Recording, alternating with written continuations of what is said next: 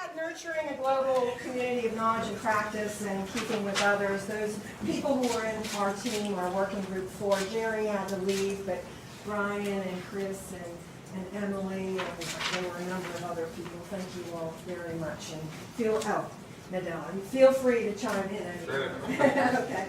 Our first question, are there lessons from the emerging context of value to advanced economies and vice versa? So a lot of these questions overlap. They were similar.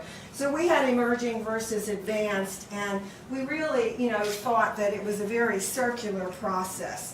That a lot of the technologies are developed in MNCs. MNCs are looking for emerging markets because that's where the money is, the opportunities are, and at the same time, technological development in emerging markets, they have necessity demand there, but then it's circular because it comes right back, and then individuals in advanced countries see, we can use this here too.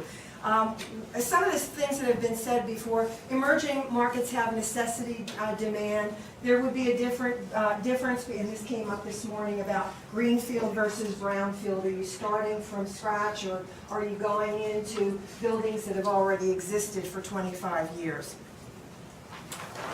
Okay, in terms of context and technologies, renewables, storage, microgrids, and what context, emerging or advanced, would those be most appropriate? And we thought, it's really going to depend again on whether you have a blank page or you're working on an existing environment.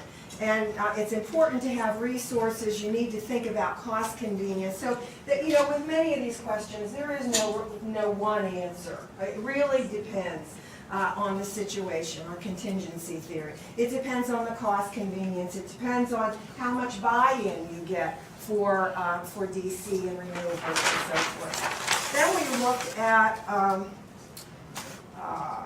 what are the likely economic activities and jobs that might be expected to be generated by a shift to DC power. So, we brainstormed about this, and there can be order and chaos. This kind of looks. And I'm sorry, you were in our team too. Economic opportunities. We looked at supply chain and just kind of brainstormed about partnerships, about a whole infrastructure that needs to be developed.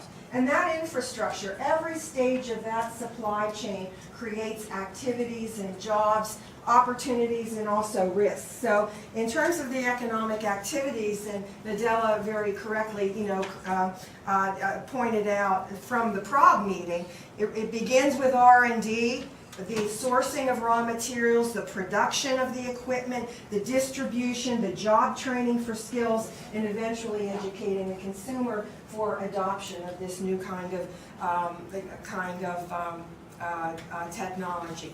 Partnerships, John, wherever John is, yeah, John mentioned it, might be good to align or partner with other emerging or nascent technologies such as robotics or things like that. Okay.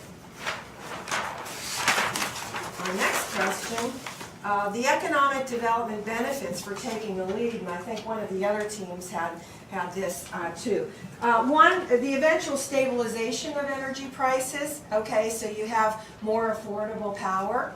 And we debated about this, about first mover advantage and whether there really is an early bird, gets the worm kind of thing. I think Nadella said that. Okay. Okay, and one of the things that I thought of is the experience curve. When you're first in the market, you develop your brand, you develop the trust, you develop the reputation. Of course, there are lots of examples, as Chris, I think, pointed out, lots of examples of first movers that fail. Okay, so there's always risk in entrepreneurial activity, but there definitely are benefits for taking the lead. What entities need to be involved, and I think other teams have covered this, creating a whole ecosystem for adoption of DC technology. Opinion leaders. We talked initially, we said community workforce development. Then, the team said we really need to find out, who are the opinion leaders who might not necessarily be the formal leaders. Workforce development, government, planners, higher education, not just universities, but also K through 12 and so forth. Energy expertise, a lot of research that comes from these universities that have expertise in energy. Monitoring partnerships, utilities, business, and this was very, I don't remember who said investors, but of course investors too. So these are just some of the stakeholders and individuals or entities that need to be involved in the process. This was interesting. You talk about the playbook. What we started to do, the question, I don't know what the question was. Let's see.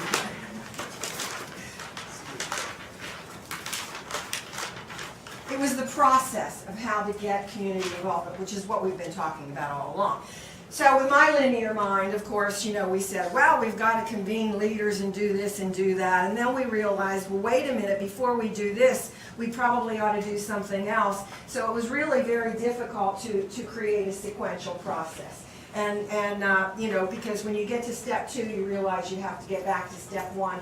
And it's a very iterative process. So that was the thing that, kind of the most important thing in terms of the playbook. There may be some things that you know to do, and we just had this conversation, so I don't think I need to really repeat it. One of the other things that came up is involvement with public relations and with media. These days we really do need to involve all forms of communication.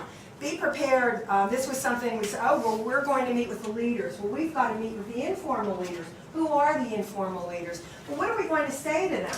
Okay, so we need to have some kind of prototype. We need to have our ducks in a row in terms of making the pitch. What are we going to share with them when we have this meeting? And then the last question, side, okay, is would global communities of knowledge and practice be needed? Absolutely yes, and we talked about not just academics, but of course the use of social media, business, and government, and I mentioned the newly promulgated United Nations Standard Sustainable Development Goals, and we kind of concluded with the question about whether this should be a centralized effort or a decentralized effort. And it may be very difficult to be, centralized, that there may have to be, like an octopus, decentralized entities all around the world that then, create centralized institutions.